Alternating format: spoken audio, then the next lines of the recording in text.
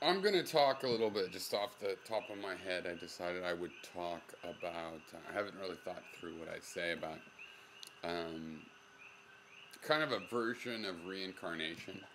Um, and I'll tell you, I got in what I did think about that maybe this. I'm thinking about my grandmother, and she was a big fan of Edgar Cayce and reincarnation, the auras, kind of both my grandmothers.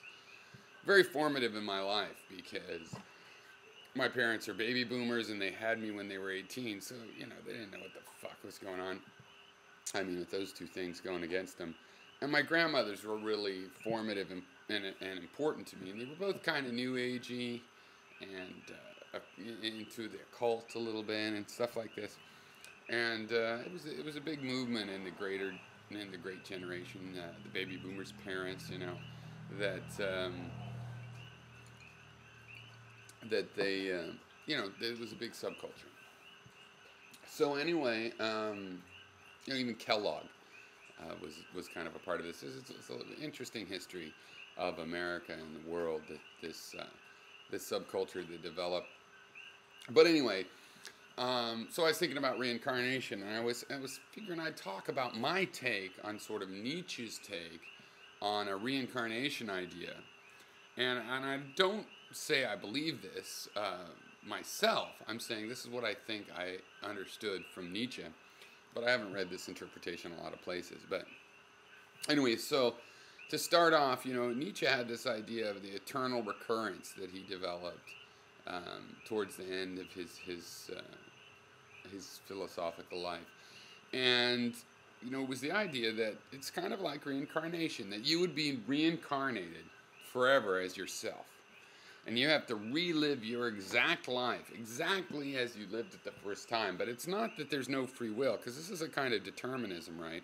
Maybe you're on the fifth time through now, In which case, what chance do you have?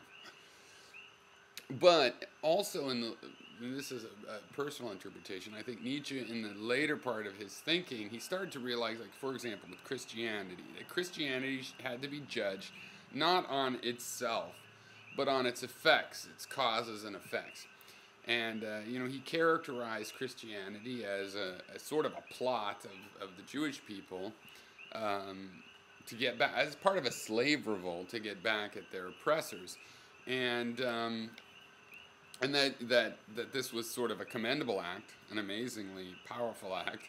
And in a way, it conveys some, credibility to Christianity for a guy who wrote, the Anti-Christian. So he presented the eternal recurrence, which could be taken as a literal physical idea, more from the point of view of, well, hey, let's think about this, because what's the effect on the human mind of believing something like this? Since he still had a philosophy that was all about will, it's a funny thing, because it's sort of his assumption, the way I take it, is that we're living it the first time now, and then you relive it forever afterwards. Not this idea that maybe I'm on the fourth time through. I don't really have a choice. It's already been decided. So you do have willpower, and you can, and so the idea is that the effect of this would be that people would be a little more careful about the decisions they made, because they would have to relive them. So you do something that seems degrading for a moment, when you realize that it's going to be an infinite number of moments, maybe you will take another path.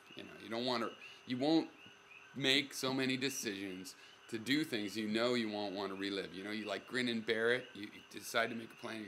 You wouldn't do that, because suddenly it's not 10 minutes of grinning and bear it. It's 10 times infinity. My own idea on this it's a what if, is that what if you were reincarnated to relive your same life, but not exactly. Every time there's a decision, which maybe is every moment, but still punctuated with more versus less significant decisions, you can make that decision again. You just relive your same life over and over, remaking your decisions.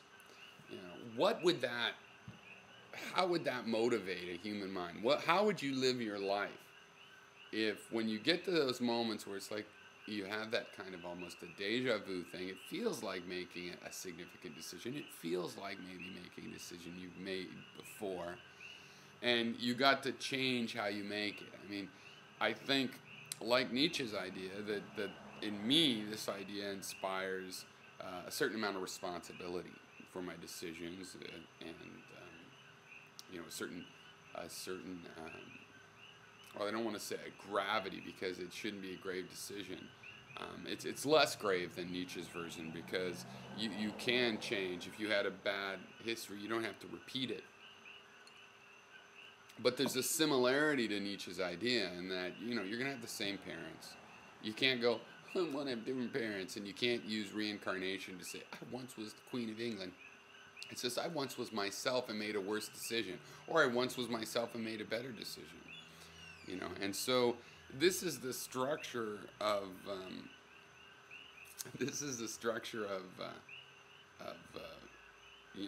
an idea meant to affect how you think in your real life. Separate from, is it real? Because I love the idea of reincarnation. I remember, and my grandmothers were very open to me having my own unique ideas. I remember they brought up reincarnation, and I came up with the idea that if reincarnation was true, you ought to be able to reincarnate into a tree or even a stone or whatever. And so, I've heard that some people don't consider that reincarnation. That's like transmigration or something like this. But it's not that it's like, I don't believe that's literally true. I believe in a material version where you just decay back into the universe. Now, like a rubber band, you bounce back up, but it's as a different person. Your carbon goes into a different person, and your oxygen maybe still to a different person, and so on. So it's, that's what I believe as at the top of my scale.